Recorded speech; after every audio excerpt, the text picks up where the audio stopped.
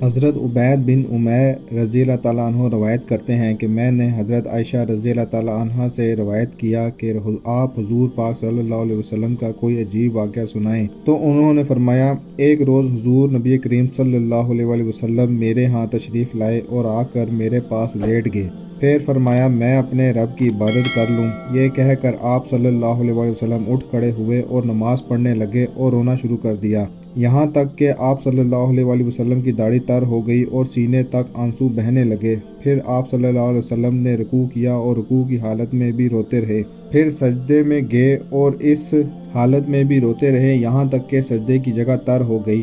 اس کے بعد حضرت بلال رضی اللہ تعالیٰ عنہ آپ صلی اللہ علیہ وسلم کو صبح کی نماز کے لیے بلانے آ گئے۔ میں نے عرض کیا، اللہ تعالیٰ نے آپ کی سب اگلی پچھلی لغزشیں معاف کر دی ہیں، پھر آپ صلی اللہ علیہ وسلم عبادت میں اتنا کیوں روتے ہیں؟